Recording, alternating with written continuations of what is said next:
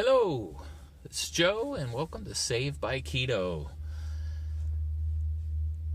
I just want to let everybody know I went to the endocrinologist yesterday and let him know that I have stopped all my statin and diabetes medication 2 months ago.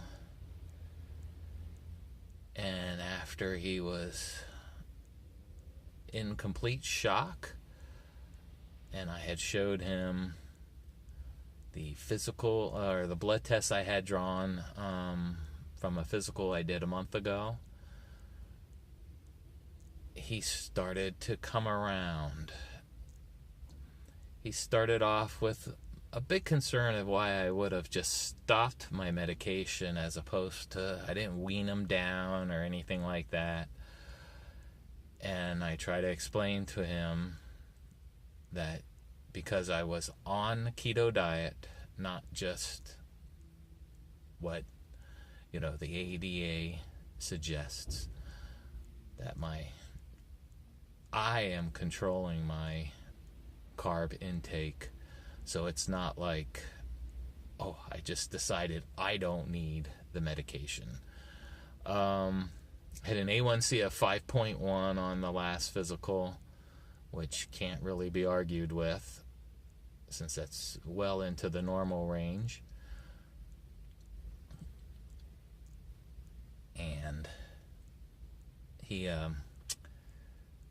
was taken back at the fact that I had again stopped the statin drug, because he's been on a statin drug. He has very high family history of heart problems, coronary disease, and has been on statins for 30 plus years and has been very happy with that. And I don't blame him.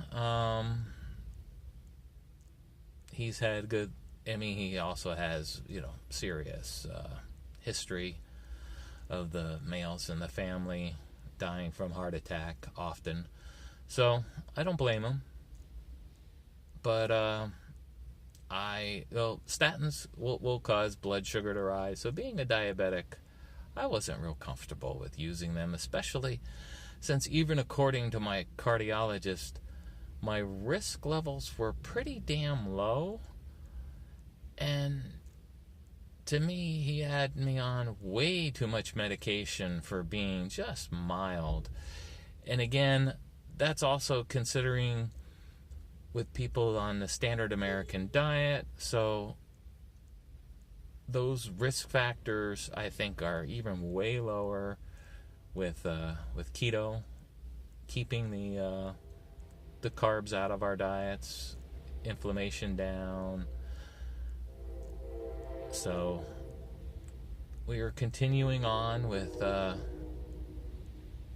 testing, and I explained to him that I had not stopped testing my blood. In fact, I had increased that because I wanted to make sure that this wasn't just a willy-nilly. I decided not to. I know people who just decided, no, I don't need my medication just because they don't want to. No, it's not that I didn't want to. I just wanted to see, because I had all those medicines were prescribed for somebody who wasn't taking charge of their disease dietarily. So by the time we finished our conversation, and we had a pretty decent one, he had, spent time with me and everything. That's what I've always liked about him, that it's never been one of these rush you in, rush you out. He even told me not to bother even checking my blood, but 2 or 3 times, maybe 4 times a week. He's like, yeah, give your fingers a break.